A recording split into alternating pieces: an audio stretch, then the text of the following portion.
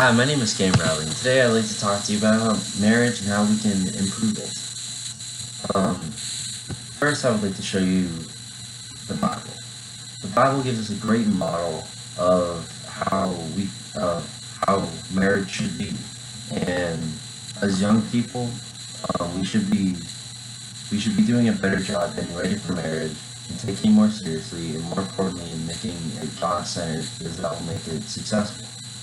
Um, So I'd like to inform you about how this important the bond of marriage is and how to make sure we aren't jumping into it with the wrong person and just making sure it's God-centered so it lasts forever, and making sure that person is not the person you love the most, but it's always God. It's always God you should love the most. I've talked to a few couples about this, different races, different ages, about what has given them a successful marriage and maybe why their marriage has failed. And a lot of them have said that the Bible has a big thing to do with it. So if we follow the ways of the Bible and having a God-centered relationship in marriage, then we should have a happy and successful marriage. And that is what the Bible states. If we follow the God's ways, we should have a successful marriage. In the next few minutes, I'm going to go through some points and explain my thesis statement to help you guys realize I'm not just blowing smoke, but I am speaking the truth on a very important topic that we need to take more seriously. The first point I'd like to make is the fact that marriages have been failing a lot since around 2000. Although it may look like the divorce rate is going down, it's because less people are getting married, because just people aren't taking marriage as seriously and just they don't think the bond of marriage is important as it should be. In 2014, the marriage rates have dropped from 8.2 per thousand to 6.9 per thousand. And the number just keeps dropping as the years go on. And from 2000 to 2014, divorce and annulment rates have gone from 4.02 per thousand to 3.2 per thousand. That is still about 40 to 50% of marriages ending in divorce. And according to Business Insider, there are 6 countries in the world that have worse divorce rates than us. So we're one of the worst countries in the world for divorce. So what happened to 20% divorce rates back in the 1920s, 30s, 40s? Basically, we forgot how to treat each other as God intended us to.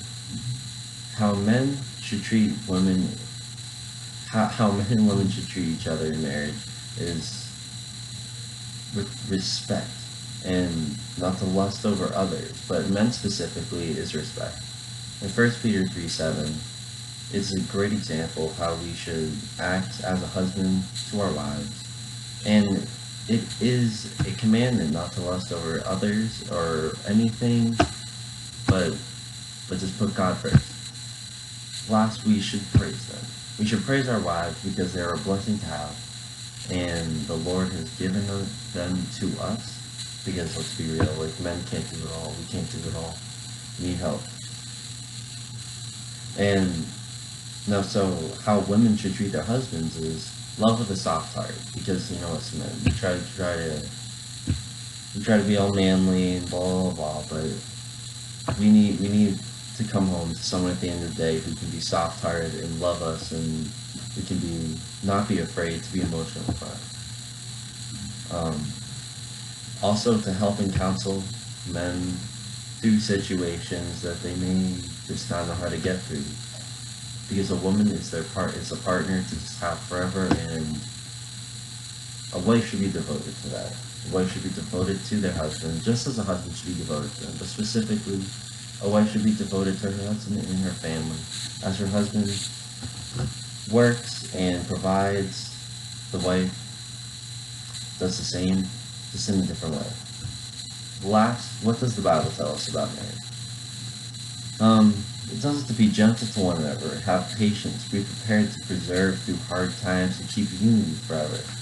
We must know what it means to love someone, in 1 Corinthians 3:2. Last, we must know what love is. And love is God. God is love. Love is patient, love is kind. God has taught us how to love. The Bible has told us how to love. We just need to follow it. Now, marriages are falling apart and are being taken less seriously. As Christians, we need to take a stand and treat each other correctly and take relationships with the opposite sex more seriously. Men and women need to know how to treat each other, and we need to act by example for other people who are believers, so they know how to have a successful marriage.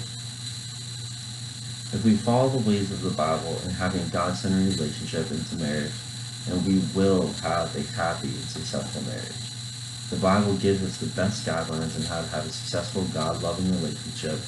Before we do that, we must put God in the center of our lives. Now, I have one more thing to say. It is a quote by Gary Thomas. The problem with looking to another human to complete us is, spiritually speaking, it's idolatry.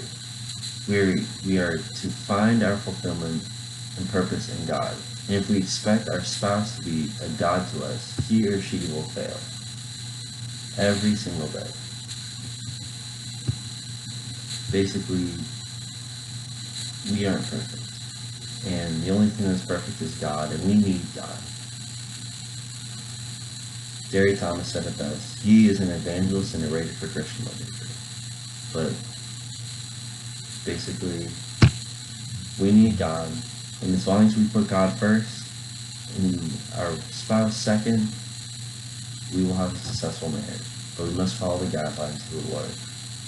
Thank you.